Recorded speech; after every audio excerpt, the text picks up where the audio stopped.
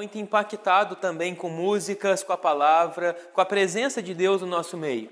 E a gente volta assim cansado, mas extremamente renovado e abençoado por Deus. Isso aí foi a divulgação do nosso acampamento, né? E a pergunta que a gente fez durante todo o nosso tempo ali, tanto nos pequenos grupos de discussão, tanto no nosso tempo de mensagem, de culto, de conversa, que Deus está sentado no trono do nosso coração. Quem tem governado a nossa vida? Porque um Deus é aquele que governa, é aquele que dita regras, é aquele que dita ordem.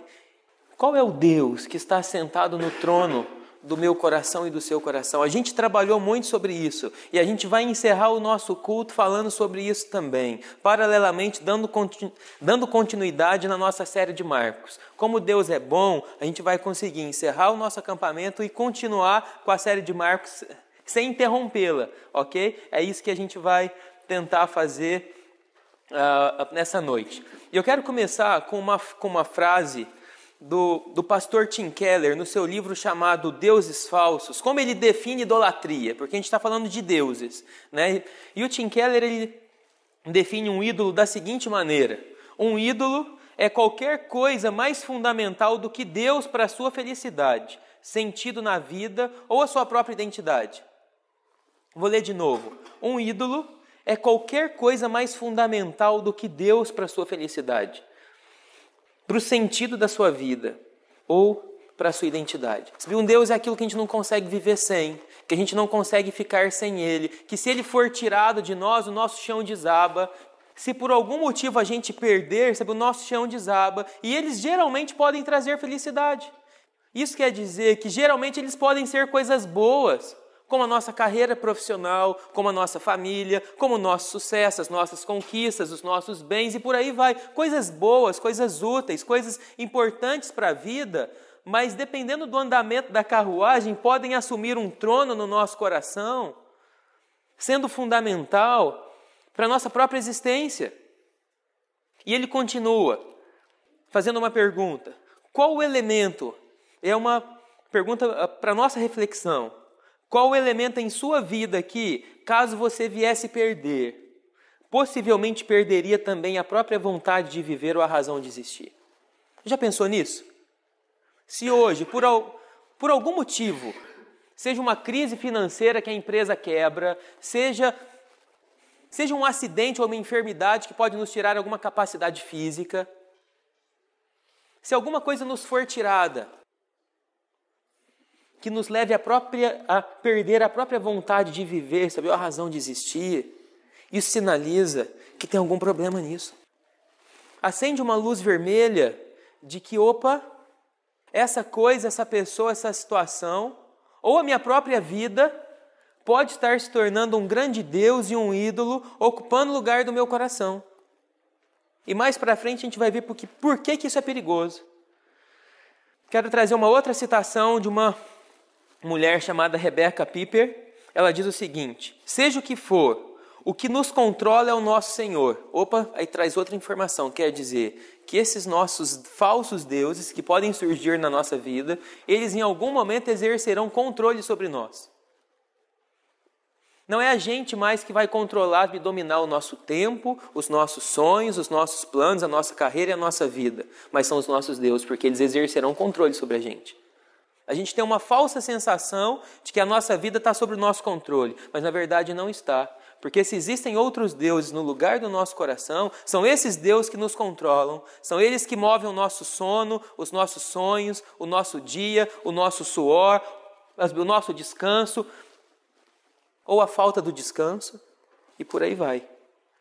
Mas ela continua: a pessoa que busca o poder é controlada pelo poder. A pessoa que busca aceitação é controlada pelas pessoas que ele ou ela quer agradar. Nós não controlamos a nós mesmos. Nós somos controlados pelo Senhor de nossas vidas. Nós temos uma falsa sensação de que a gente exerce controle sobre a gente. Se o poder é o centro da minha vida, é Ele que está me controlando. Se o dinheiro é o centro da minha vida, é Ele quem está me controlando. Se o desejo de aceitação é o centro da minha vida, eu não consigo dizer não para ninguém, para as pessoas, porque eu sempre preciso ter uma aparência de bonzinho, de legal para todo mundo. Isso está me controlando. Última citação. E aí para a gente entender um pouquinho como isso é grave para a gente. David Foster Wallace, ele é um escritor americano ateu. E ele escreveu algo muito interessante sobre isso que a gente está falando. Ele diz o seguinte: pois aqui está outra coisa que é verdadeira. Olha só. Nas trincheiras do dia a dia da vida adulta, não existe tal coisa como o ateísmo. Não existe tal coisa como a não adoração. Todo mundo adora alguma coisa. A única alternativa que temos é o que adorar. O que ele está dizendo é: todo mundo tem um trono no coração e nesse trono está sentado alguém ou alguma coisa. A gente sempre está adorando algo ou alguém, sempre. A única alternativa que nos sobra é o que nós estamos adorando. Mas olha o que ele diz. E uma excelente razão para escolher algum tipo de Deus ou ser espiritual para adorar, seja Jesus Cristo ou Alá, seja Yahvé ou a deusa da fertilidade, ou as 4 verdades nobres do budismo, ou o conjunto de princípios éticos infalíveis, é que qualquer outra coisa que você adorar te comerá vivo. O que ele está dizendo aqui é o seguinte, que deuses, eles não simplesmente assumem o trono do nosso coração. Deuses requerem sacrifícios. E muitas vezes de sangue. Os nossos deuses, os ídolos levantados no trono do nosso coração, eles vão cobrar muito caro por estar ali. Eles não simplesmente estarão ali, mas eles vão cobrar caro. Pensando na carreira profissional, no dinheiro, no sucesso, na fama e no poder. Quantos pais de família, mães de família, não sacrificam a sua própria saúde em prol do seu trabalho? Ou até mesmo seus próprios filhos, porque não tem tempo para educar, para ensinar, para estar perto. A gente não percebe, mas os nossos deuses nos comem vivos. A nossa saúde, a nossa integridade, a nossa mente, as nossas emoções, a nossa vida. E a gente vai definhando. Porque deuses requerem sacrifícios, deuses requerem derramamento de sangue. E o meu Deus e o seu Deus não é diferente disso. Por isso que esse tema ele é tão sério para ser abordado.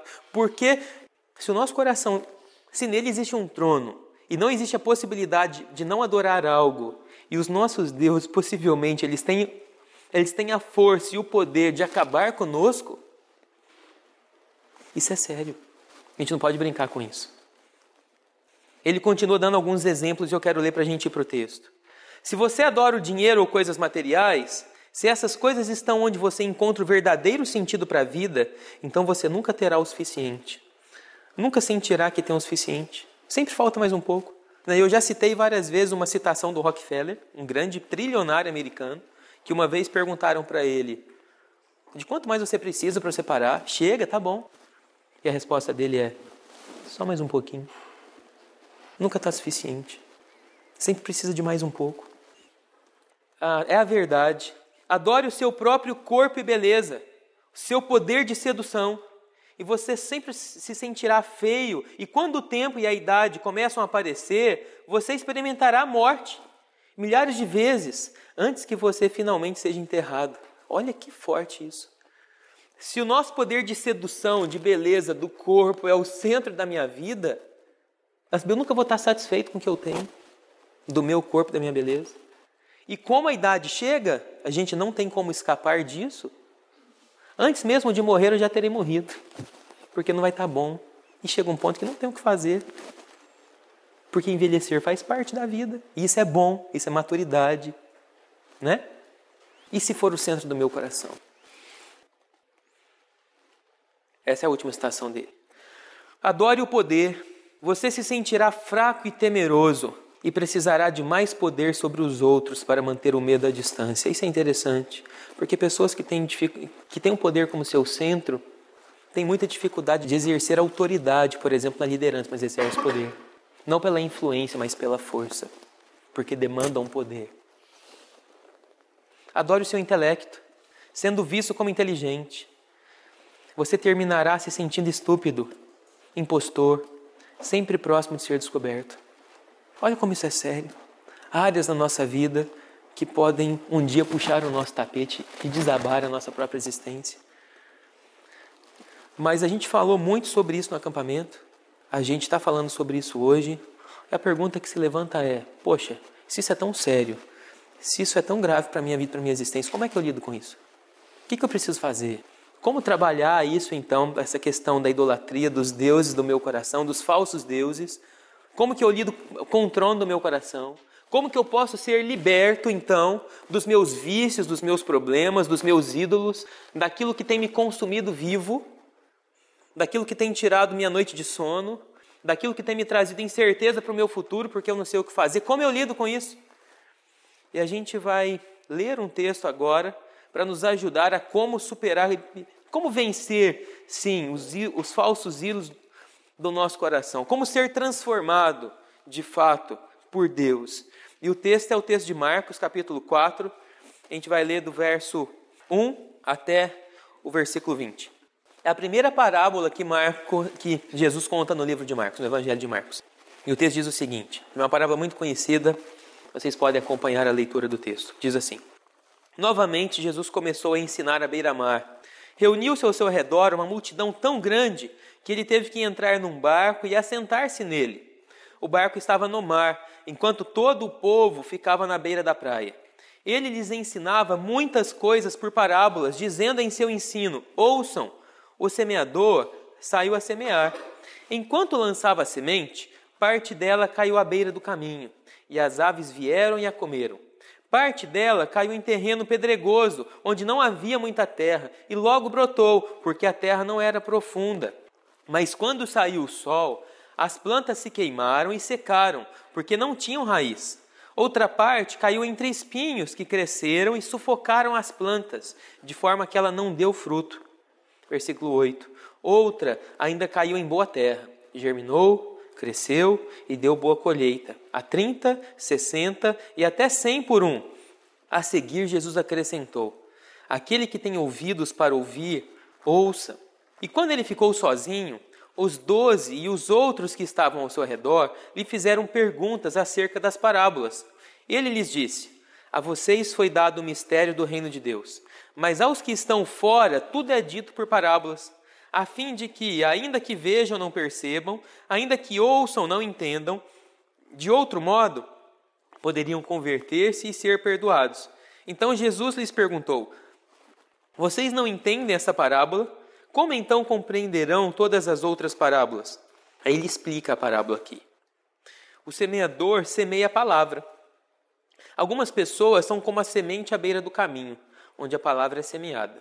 Logo que a ouvem, Satanás vem e retira a palavra nela semeada. Outras, como a semente lançada em terreno pedregoso, ouvem a palavra e logo a recebem com alegria. Todavia, visto que não têm raiz em si mesmas, permanecem por muito tempo. Quando surge alguma tribulação ou perseguição por causa da palavra, logo a abandonam. Outras ainda, como a semente lançada entre espinhos, ouvem a palavra, mas quando chegam as preocupações desta vida, o engano das riquezas e os anseios por outras coisas sufocam a palavra, tornando-a infrutífera. E o último versículo. Outras pessoas são como a semente lançada em boa terra. Ouvem a palavra, aceitam-na e dão uma colheita de 30, 60 e até 100 por um. Vamos orar mais uma vez? Senhor, obrigado pela sua palavra que foi lida. E eu creio que a sua palavra ela tem poder para nos transformar, para nos livrar, para nos libertar dos nossos falsos deuses, dos nossos falsos ídolos. E eu peço, Pai, para que o Senhor faça isso essa noite nas nossas vidas, em nome de Jesus. Amém. Eu consultei algumas versões bíblicas para poder preparar essa mensagem, especialmente para consultar o título dessa parábola. Olha só, essas 3 versões que são bem conhecidas, as de Almeida Revista Atualizada, a Nova Versão Internacional e a Nova Versão Transformadora, que é uma versão recente que uma editora lançou, muito boa por sinal, eles deram o seguinte título para essa parábola: a parábola do semeador, que é como essa parábola geralmente ela é conhecida. Mas o pastor Eugene Peterson, na sua tradução da Mensagens, ele traz um outro título que eu, de maneira muito particular, eu fico com ele, que é a história da semente. Nós lemos o texto. Nos 20 versículos, nós vimos falar do semeador apenas 2 vezes. Que o semeador foi no campo e jogou a semente. Nada mais do que isso. Mas nós vimos falar da palavra, da semente, que é a palavra, diversas vezes. A semente que caiu nesse terreno, a semente que caiu no outro terreno, a semente que caiu naquele outro terreno, a semente que caiu num bom terreno. E depois explicou a semente, e dela deu fruto, e dela não deu, e dela foi sufocada. Na minha opinião, eu fecho com a pastora Jenny Peterson. Porque é muito claro e evidente de que o foco desta parábola não é o semeador, mas é a semente. Não que o semeador não tenha importância num plantio, ele tem importância. Mas o foco dessa parábola, e talvez a gente possa falar do semeador em outro texto, em outra ocasião, porque o foco deste texto é a semente. E o primeiro ponto que eu quero trabalhar com vocês sobre a semente, que é a palavra de Deus, é que a palavra, ela tem poder, que a palavra ela é poderosa e ela tem capacidade de mudar e de transformar vidas. O que Jesus está ensinando aqui é que a palavra não é simplesmente informação para a nossa vida. Ela é informação também, mas ela é poder. E só esse poder pode me transformar e te transformar. Não existe outra maneira. É muito difícil lidar com os ídolos e com os deuses do coração. É muito difícil. Sozinho nós não conseguimos superar e vencer. E nem com a ajuda de uma pessoa, porque essa pessoa também não é suficiente forte e poderosa para nos ajudar. Deus pode usá-la para ser instrumento de bênção nas nossas vidas, sim, mas a única coisa que tem poder para nos libertar é a palavra. Conhecereis a verdade, João 8,32, e a verdade vos libertará. O que tem poder para me libertar e te libertar e para destronar os falsos deuses do nosso coração é a palavra de Deus. Ela tem poder. Gênesis, quando a gente vê Deus criando todas as coisas, e Ele disse, haja luz. Deus não foi preparar alguma coisa com as mãos para produzir luz. A simples palavra dele teve poder para acontecer luz. Quando eu estudava esse texto com a Sofia, ela era menorzinha quando a gente leu esse texto pela primeira vez, ela falou assim, pai, eu queria muito ter esse poder de Deus, de falar alguma coisa, aquela coisa acontecer, aparecer na minha frente, mudar e transformar. Quem não queria? É poder de você falar e acontecer, de você falar e transformar, de você falar e produzir. Deus, quando cria todas as coisas, por intermédio da sua palavra, Ele produz, Ele cria do nada. Isso é poder. Isso ninguém consegue fazer. Isso inventor, pesquisador, cientista nenhum faz isso. Só Deus tem o poder para fazer isso por meio da sua palavra. Um poder criador. Poder criador para gerar vida. Só a palavra pode gerar vida para mim e para você. Se estamos sendo devorados pelos nossos deuses, ela pode nos trazer vida novamente. Deixa eu mostrar uma foto aqui para vocês. Olha, desse aqui é a minha floreirinha lá em casa. E nessa floreirinha eu joguei sementes de tomate cereja. E eu não sei se como semeador eu fiz o certo. Eu sei que começou a brotar. Daqui para frente eu não sei o que vai acontecer. Mas eu estou tentando cuidar da melhor maneira possível para que dê tomate cereja. Porque eu tenho muitos comedores de tomate cereja em casa. Isso vai me ajudar a economizar muito. Brincadeira. Não sei se eu fiz certo, se a distância foi certa, se... Com certeza tem um jeito melhor para se plantar do que eu fiz. Mas a questão é, as sementes que eu joguei, alguma coisa brotou. E como você vê uma sementinha pequenininha, tão minúscula de um tomate cereja brotar, capacidade de gerar vida? É por isso que Jesus está usando esse exemplo. Porque semente tem esse poder de gerar vida. Pega um pedaço de metal e planta debaixo da terra. E joga água. Uma semana, um mês. Pedaço de ferro. Pedaço de madeira. Não vai acontecer nada. Não tem poder para gerar vida. A semente tem. E é por isso que Jesus usa esse exemplo. Porque a semente ela tem o poder para gerar vida. E olha o que Pedro fala sobre isso.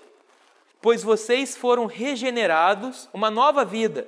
Não de uma semente perecível, mas imperecível. Por meio do quê? Da palavra de Deus, vive e permanente. Pedro está dizendo o quê? A palavra tem poder para a gente dar vida e me dar vida. E ele continua, Tiago, capítulo 1, versículo 18. Por sua decisão, ele nos gerou pela palavra da verdade, para que sejamos como que os primeiros frutos de tudo que ele criou.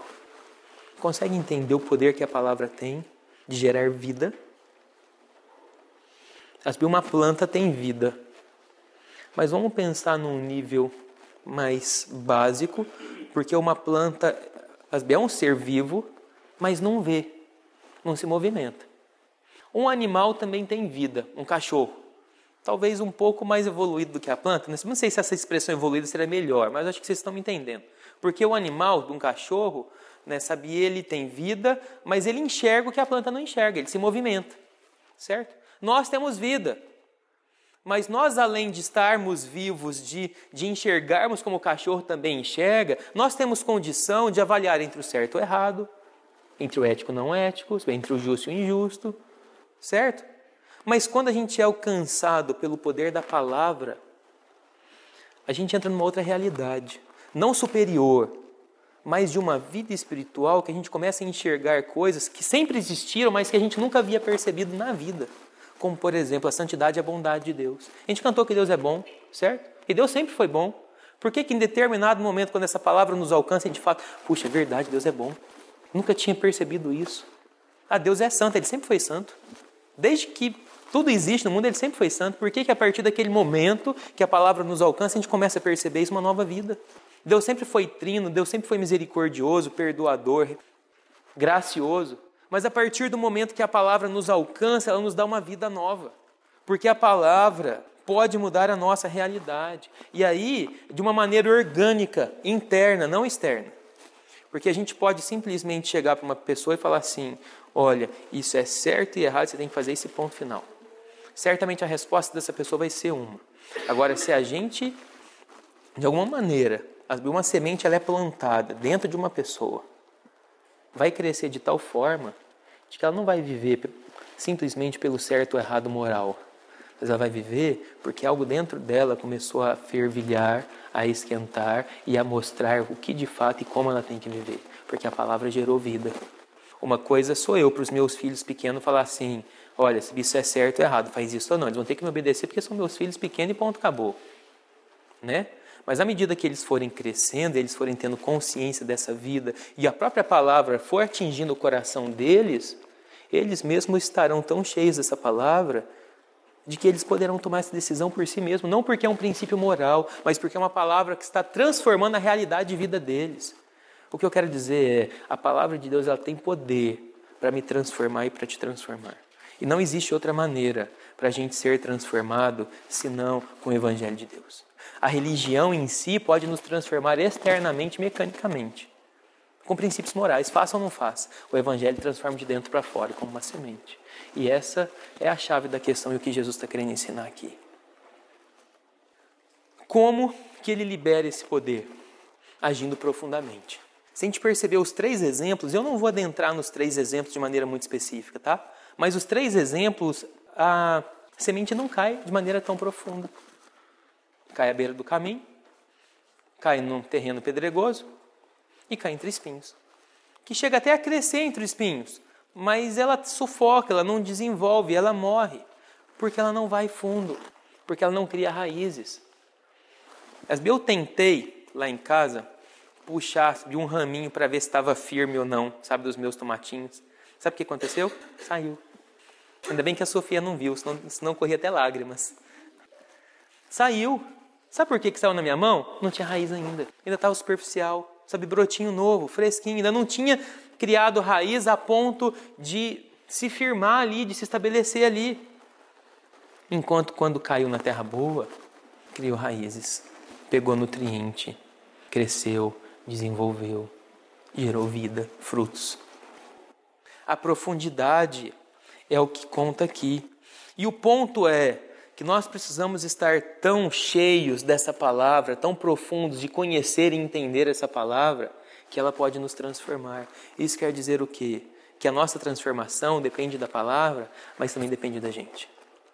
Até que ponto eu quero me esforçar, sim, para aprender e para me aprofundar nessa palavra? Mas até que ponto eu quero simplesmente viver com aquilo que um dia já me foi falado, mas até o que eu já li, ou até que ponto eu quero me esforçar para aprender, para aprofundar, para entender o que essa palavra, o que esse evangelho significa para mim. Porque é a profundidade que vai gerar frutos, que vai criar raízes. Dá um exemplo sobre isso. Gálatas 2, deixa eu só conferir qual versículo que é, acho que é o 14. Isso. Paulo e Pedro estavam discutindo. Paulo, na verdade, estava confrontando Pedro. Por quê? Porque Pedro, ele se recusou a comer com gentios, com pessoas que não eram judeus. Por quê? Porque ele foi criado, desde a sua infância como judeu, de que não era puro sentar com gentios. Porque ele era uma raça, um povo superior, e a gente não pode sentar com qualquer gentio, só com judeu.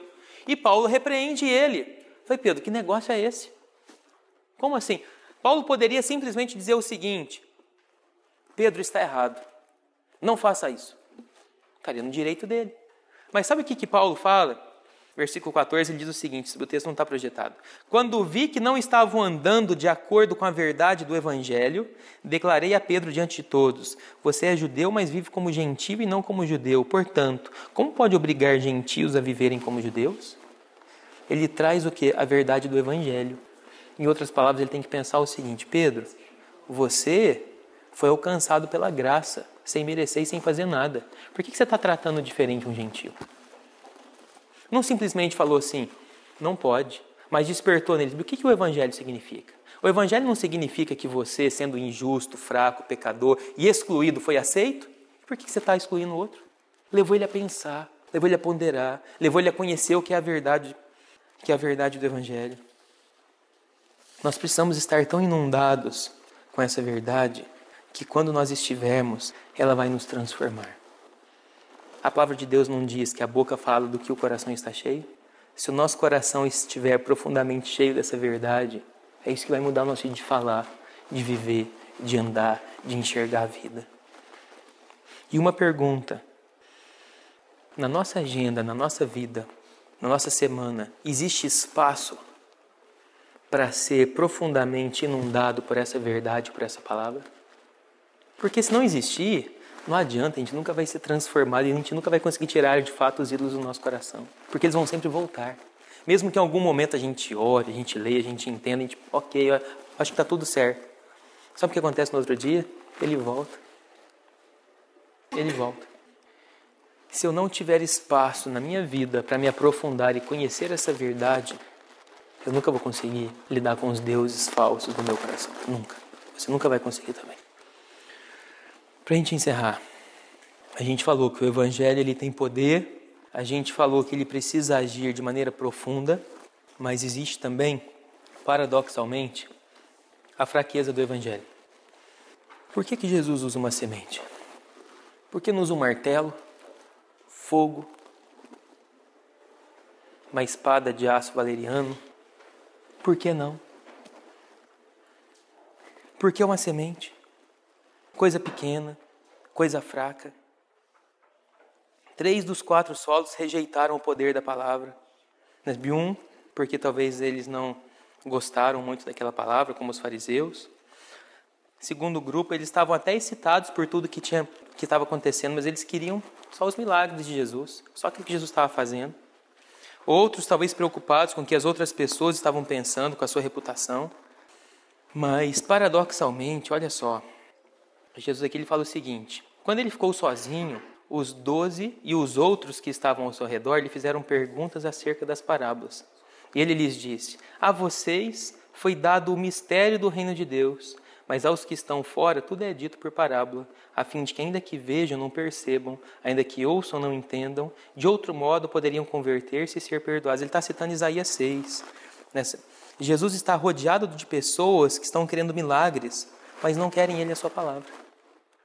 E quando toda aquela multidão que estava só interessada nos seus milagres foram embora, alguns ficaram. E aqueles alguns foram que perguntaram: Jesus, você falou por parábola uma história, eu não entendi bolufas nenhuma, não entendi nada. Você pode me explicar? E aí ficou aqueles que de fato estavam interessados na palavra de Jesus. Não aqueles que estavam simplesmente interessados no que Jesus podia fazer por eles. Mas como eu disse, ao mesmo tempo que essa semente ela é fraca, ela também é forte. Porque uma semente pequena, não talvez a semente do tomate cereja, que dá uma planta pequena, pelo menos eu acho, espero. Mas uma semente de uma castanha, de uma noz, dá uma árvore gigante. Vide essa que a gente tem aqui na frente da igreja. Que anualmente nos dá muitas castanhas. Olha o tamanho da árvore, o tamanho da semente.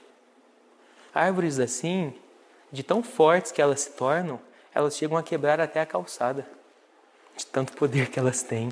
Cimento, concreto, não é capaz de segurar sua força. Paradoxalmente, uma semente é fraca, é frágil, mas ao mesmo tempo, ela tem muita força para crescer e para multiplicar. Então, olha só que interessante, sabe, essa parábola do solo, né, da semente, não é apenas uma parábola de como as pessoas respondem à palavra, mas como elas respondem a Jesus. Rejeitando, felizes até certo momento que ele está fazendo milagre, a partir do momento que ele parou e começou a ensinar, não quero saber da palavra dele, não, eu quero só aquilo que ele pode fazer. Então essa palavra é sobre como se responde a ele. E Jesus, como eu disse, não vem com martelo, com espada, mas ele vem de maneira fraca, para ser julgado por nós. Sabe por quê? E é um ponto muito importante para a gente encerrar, porque sementes, elas só demonstram poder se elas caírem no chão e se elas morrerem. Semente na mão, não tem poder nenhum. Mas quando a semente cai no solo e ela morre, aí a vida surge. A semente tem que morrer para poder brotar árvore. E João 12, 24 diz o seguinte: digo-lhes verdadeiramente que se o grão de trigo não cair na terra e não morrer, continuará ele só, mas se ele morrer, dará muito fruto. Quando Jesus estava no Getsêmani, antes de ir para a cruz, ele enfrentou muito sofrimento para pagar os preços pelos nossos pecados. Mas eu imagino ele olhando para o céu e falando: Senhor, se possível, passa de mim esse cálice, porque está pesado, porque está difícil. E eu imagino Deus dizendo para ele: olha, Jesus, a minha vida não pode ser entregue para eles, a menos que você se torne uma semente, para que a minha vida possa gerar e possa brotar com poder. E por isso que Jesus, de maneira fraca e frágil, se entregou na cruz, para como uma semente morrer, para que eu e você pudéssemos provar de vida, para que eu e você pudéssemos provar de libertação dos nossos ídolos e dos nossos deuses. Ele não veio para ser forte, mas ele veio para ser fraca. Mas sementes só demonstram poder se caem no chão e morrem. E a gente vê essa beleza do Evangelho, na fraqueza, mas ao mesmo tempo na força dele. Pode me mudar, pode te mudar, pode transformar a minha vida, pode transformar a sua vida. Não sei qual é a sua fraqueza, não sei qual é o seu vício, não sei qual é o seu Deus, qual é o seu ídolo, quais são os medos do seu coração, as suas lutas, talvez as possíveis bagunças que o coração e que a vida pode estar. Não sei, mas uma coisa eu tenho certeza, que essa semente tão frágil, que é a palavra do Senhor, ela pode me mudar e pode te mudar e pode nos transformar dando vida. Ela pode nos ajudar a isso. Olha, a gente falou tanto sobre falsos deuses, sobre o trono do nosso coração, sabe, durante esse final de semana. Mas o que eu quero dizer para vocês é: a única maneira de se ver liberto de qualquer outro deus e ídolo é através da fraqueza de Jesus na cruz, morrendo para nos dar essa vida nova. É a única maneira. Sabe por quê? Porque deuses não simplesmente saem do trono, eles são substituídos. Então, se existe o Deus X, e eu falo assim: não, eu vou tirar esse Deus aqui. Tirei. O outro vai entrar. Não existe apenas vencer um ídolo, um vício, um Deus tirando do coração. É preciso substituir. E o único substituto capaz de entrar nesse lugar é o Senhor Jesus Cristo, com uma semente pequenininha, que vai cair numa terra boa e vai gerar frutos de transformação. Você precisa ser transformado. Você anseia por transformação. Estar sem força para lutar contra os seus ídolos, contra os seus falsos deuses que sorrateiramente têm te devorado vivo. Essa palavra de Deus pode te trazer libertação. Pode me trazer libertação. A grande questão é: o quão disposto eu estou para de fato abrir meu coração para que ela seja semeada dentro dele. O quão disposto eu estou de conhecer essa palavra e de aprofundar nela e descobrir de fato o que o Evangelho significa para me libertar. Porque senão, interminavelmente, vamos lutar, lutar, lutar, sofrer, tentar, e não vamos conseguir, porque a gente não tem força suficiente para isso. Mas uma semente pequena, ela vai morrer e ela vai gerar frutos. A 30, 60, a 100 por um. Muitos frutos. Talvez o meu tomatinho cereja não dê fruto nenhum. Eu vou ficar muito frustrado e vou tentar de novo. Mas o semeador perfeito que lança essa semente no nosso coração, você pode ter certeza que dali sai fruto. Fruto bom, de libertação, de transformação de vida. Se você entende isso, se você reconhece essa necessidade, fala com Deus, vamos orar. Curva a sua cabeça aí onde você está. Vamos falar com Deus. Vamos pedir a Ele para que essa semente venha de fato ao nosso coração. Identifique os deuses do seu coração que tem sabotado a sua confiança plena no Evangelho. Recoloque Deus no centro e a partir dele reorganize o seu amor pelas demais coisas. As demais coisas elas estarão sempre presentes. O que a gente precisa é reorganizar o nosso amor por elas. Exercite a adoração a Deus através de momentos dedicados à leitura da palavra, à sua entrega de maneira exclusiva a Ele. O que Deus nos ofereceu em Jesus é suficiente para preencher de maneira plena o trono do nosso coração. E Ele pode te libertar dos seus falsos deuses, que talvez há anos tenham te feito escravo deles. Senhor Deus, a gente te agradece, Pai, porque em Jesus nós vemos uma semente fraca, frágil, cair no solo, morrer, mas crescer de uma maneira poderosa, Deus, a ponto de nos libertar da morte, a ponto de nos libertar dos nossos falsos deuses, a ponto de nos libertar dos nossos pecados. E eu peço, Deus, para que essa semente nessa noite seja plantada, lançada, semeada no coração de todos que estão aqui nessa noite, em nome de Jesus. Que o Senhor mesmo regue, cuide, para que ela possa crescer, para que ela possa brotar, para que ela possa frutificar, para que ela possa mudar e transformar as nossas vidas de tal forma, Deus, que nós nos veremos livres dos nossos falsos deuses e prontos para te louvar, adorar e viver eternamente para o Senhor. Que o Senhor seja o centro da nossa vida. Nos ajude, Deus, a identificar os nossos deuses e a recolocar o Senhor no centro do nosso coração. Em nome de Jesus. Amém.